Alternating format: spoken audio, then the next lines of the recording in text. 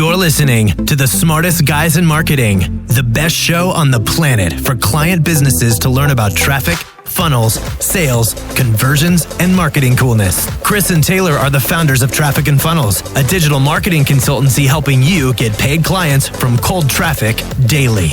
Now, here are your hosts, Chris and Taylor. Energy. So this is going to be really good for sales. If you want to get good at sales, better at sales, improve your sales, this is like what we've been doing with our sales guys. A couple months ago, me and Chris had a conversation about our lanes. What are we the best at? And we recommitted to staying in our lanes, and me letting him lead on like the advertising, the strategy, the long term, and then him letting me lead in terms of like the sales and the conversion and all of that stuff. Most of the times, like you'll have two sides of your brain that do this, but since there are two of us, we can just go 100%. So this will, like, Carrie, you don't have a business partner, right?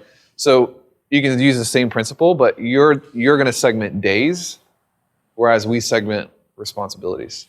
So this is going to be good for sales. So I've gone into the rabbit hole with our sales guys. I think everyone on our team right now is over $3K per conversation in revenue, which is pretty good. That's an average. So Peyton's way higher. But anyways, the difference between someone who is selling at 30%, 40%, 50%, and someone selling at 10% is about 90% energy and 10% technique.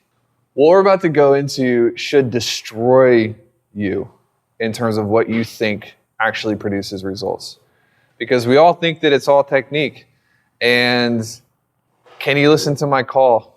And what did I say at the end? And blah, blah, blah. But most of the time, I'll give you a case in point. We have a new guy, and he doesn't even know what we sell. He doesn't know what Client Kit really is. And last week, he's not allowed to sell right now. He's setting, and he sold 2 on Thursday. $5,000, credit card over the phone. And Ben had to fix one of them because this guy doesn't know what Client Kit is. How does that even happen? He has no technique, no knowledge, doesn't know what's going on. He's just like happy as a lark. Like, I just took an Amex. He listens to his call. It's just like vibrant, like blowing up with energy. It's like staring at the sun. He like thinks that we're the best thing that ever happened to the internet. And people feel it, and they're like, here's my card. Like, I need this. I must need this. And we had to have a talk. This is a real thing. We had to have a talk on Friday, and I was like, you can't sell. Don't take any more cards. Because he got 2 deposits the next day, and it's like, you don't know what you're doing. Don't take any cards. I don't want to refund everyone. Well, my point is this, it's energy. 90% of it is energy. How you show up, what do you project? Tori, that's how I know that you got some energy that's projecting out into your clients. And even if you have the right technique, if the energy's not there, you'll have the same problem. So, these are the 3 biggest things that impact a person's energy. Number 1 is biology. Had a conversation with Belden, this is like 2 months ago, over Messenger. And he said something that I've been teaching our guys for a while, but I've never quite put it into words the way that Belden did. He said, when biology and mindset have a fight, remember this? Biology always wins. It's like, holy shit, that's really good, Belden. You would think that you like do this for a living with people. When biology and mindset have a fight, biology always wins. Think about this. When you do your morning formula, but you're hungry, what happens? Your morning formula doesn't even work. Or you slept 2 hours. Yep. So this came from you guys have all met Peyton, right? This is my brother. And so we fight all the time. And this came from me trying to just make him, like, fix him, pretty much, as a person. Oh, you should have seen him at dinner the other night. Like last summer, Peyton's selling. He's selling really well. And he'll sell $100,000 in a day and then go on a 2-month rut and not sell anything. And so I was like trying to just figure this kid out. Like, how is that possible? How How do you do that? And you'd walk into his office. This is like last summer, it was like late summer. You walk into his office and there's a window, but it's got like the blinds are shut and he's got one candle, all the lights are off. And you walk in and you like start getting high from the candle. And you look at him, his eyes are like bugging out and he's drinking a Red Bull. Seriously, it's like 2 p.m. And I was like, bro, have you had any water today? He's like, no, I've got Red Bull. Like, have you stood up in 4 hours? Oh, I forgot to eat lunch. It's 2 p.m. And so we started going down this journey of like, you're actually you're not even able to think right now. And so biology is that thing that gives you, like, have you ever heard the term creating energy? Okay. Energy is something that you can actually absorb more of. We create our own. And biology is it's the bedrock. It's the foundation. So your water intake. How many of you have a glass of water on your desk when you're taking calls? Raise your hands. How many of you go through 6, 8, 10, 15 of them a day? Okay, gotcha. So I don't think that that's true, but you can't not raise your hands or else you're gonna get laughed at. But this is what I found, like most of my closers don't drink water during the day. They don't have any, they're drinking coffee, they're drinking water. How many of you get out in the sun before you start your day? Sunlight. How many of you walk 10 minutes after you eat? Okay. How many of you stand up every 30 minutes or so? All right, so some of you guys are already nailing this. But what happens when you stand up and you get power? Molly said yesterday, she said, so she puts her laptop on like a desk and she stands up and she looks down at people so she can have power and authority. It's like, that's it, Molly. You do what you got to do. So a lot of people are fighting their biology. You're not going to the gym. You're not exercising. You're not walking. And we have these ruts, not just in sales, but in life, because we get tired and we don't understand the natural graph of things. How many of you take naps during the day?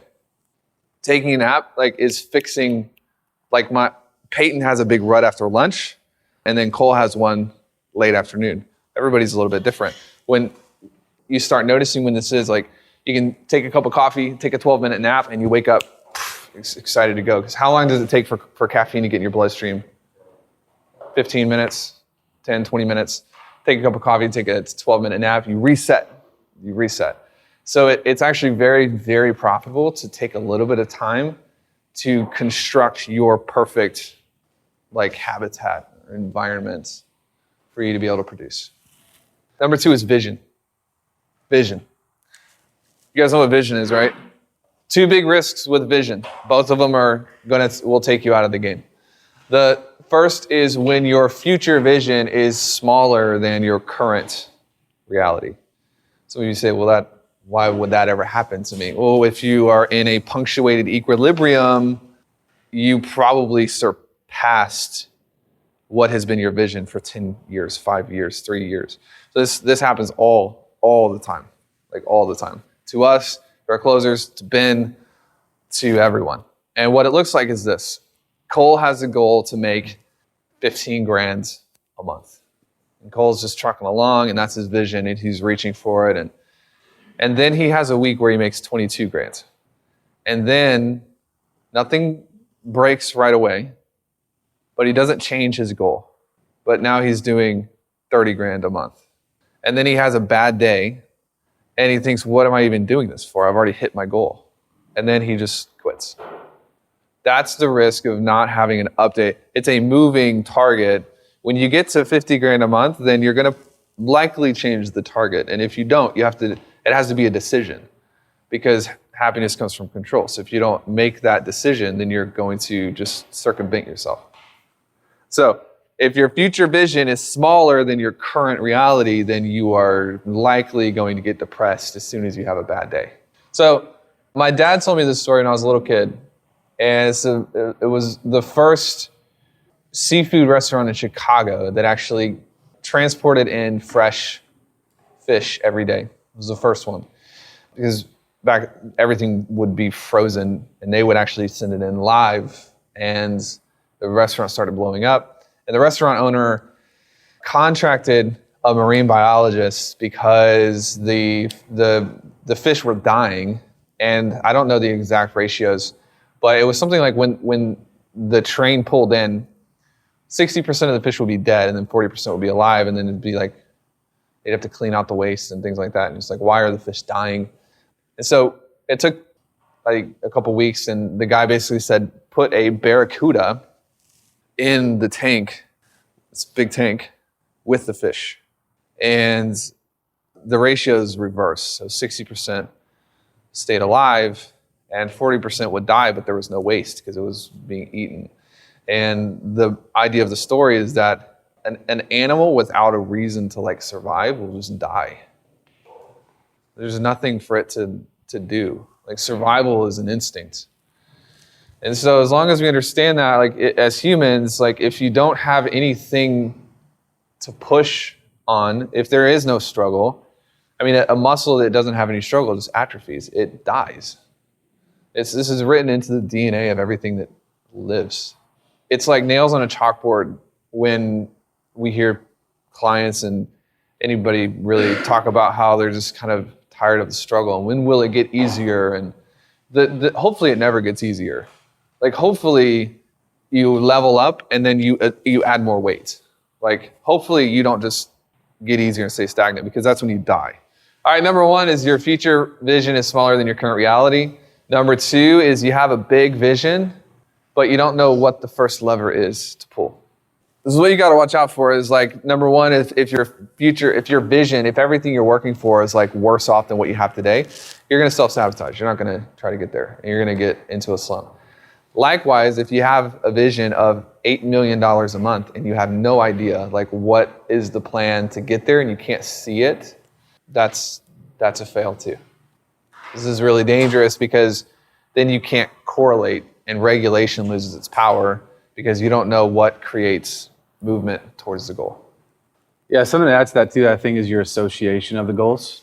Or a lot of times we'll say like 100 grand a month, and a lot of you guys have those goals. But you're at 30 grand a month right now and you feel like you're gonna die. So getting to 100 grand, you're like, yeah, it sounds really great. But you have a negative association with that, because that means in your mind, you might be doing 3 times the work, right? And that is a struggle, or it should be difficult. And so like, even though that sounds great and fancy and amazing, like you're actually not gonna take the necessary steps to get there because of your associations of that goal. Does that make sense? So you have to be like really aware of that. If you think that's like really hard and struggling, we talked about this a little bit yesterday, like it's gonna be hard for you to get there. Subconsciously, like you're not gonna make the movements necessary to get there. So make sure your associations are good. Cool. Biology, vision. Does that make sense? Vision, the second piece. And then the thing that ties it all together is regulation. That's the outer ring. Because there's no way to know what's broken unless you're practicing maintenance and regulation. There's no way to know. Everything we do from a regulation standpoint is, the goal is for us as the variable to remain as consistent as possible. So what'll happen is a closer will get into a rut and they'll be like, well, it's not me, it's the market. So I need to adapt to the market and I'm gonna test. And then they change the pitch. All right, so the machine is complex, and so the machine might have a dip here and then it's gonna do this and it's gonna kind of go over. But when Peyton hits here, he starts testing things, and then the machine goes down to here. And so what would have normally corrected, he's actually taken it and turned it into a massive rut in an attempt to speed through, and then it requires a lot of work to get back up to baseline. Does that make sense? Same thing happens with your everything else. Like same thing happens with everything. It's like, I'm just running out of energy because I don't like my business model. It's like, okay, well, what was your sleep this last week? Well, I didn't sleep, but that doesn't matter. You know what I mean? It's like, well, I feel like my market's not responding to my messaging, so I'm going to change my model and run a front-end product. Well, that's not actually going to fix the messaging issue. So like, we are so good at making up that has nothing to do with the problem, just because it makes us feel productive. But An emphasis on productivity results in being, thank you, there we go, Samim for the win. See how this all ties in together? It's this big interconnected loop. So when you have a problem, and the problem is the market changes, there's market fluctuations. You can't actually change the S&P 500. There's nothing you can do to fix any of that. But what you can do is you can just make sure that you don't change and you stay the same. And this is how you regulate.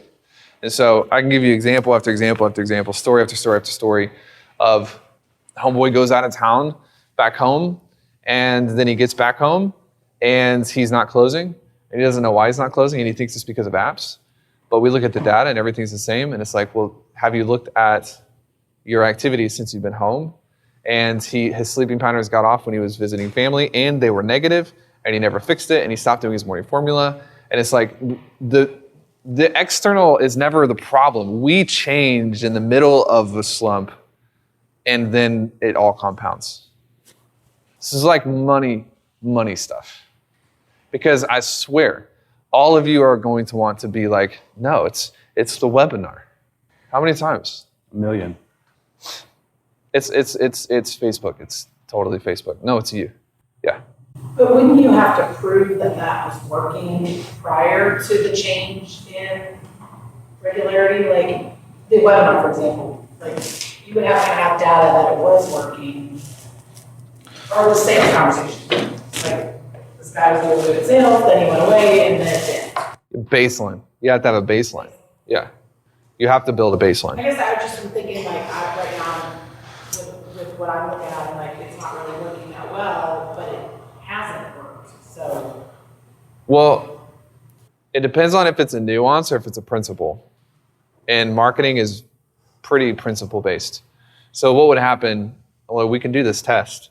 This is tomorrow. You stop eating and go as long as you can and track your results. Why? Well, it's like it's actually principled and it's proven, and it's like we know for a fact that humans like food because our bodies can't survive without them. So marketing is about attention and conversion. That's it. There's two things. So attention and conversion. Attention and conversion. You get someone's attention, you convert them into something. And the way you do that is solving people's problems. The way you get their attention is talking about their problems. So it doesn't make a lot of sense for it to be like, webinars don't work for my market. Well, are you selling to animals or humans? Because if you're selling to humans, then it will work for your market. That's why the stuff in the market right now where people are like, webinars don't work anymore. Attention and conversion. What they're saying is getting attention and then they're converting. But webinars have nothing to do with it. Yeah, I think a lot of this is understanding that you're the weapon. You know, like the whole theme of this is you guys are the weapon, right? And some of the stuff we're talking about is making sure that the weapon is conditioned for the environment, right? So no matter what the environment is, you're still going to cut through the trees, or you're still going to destroy people on the battlefield, whatever the situation is.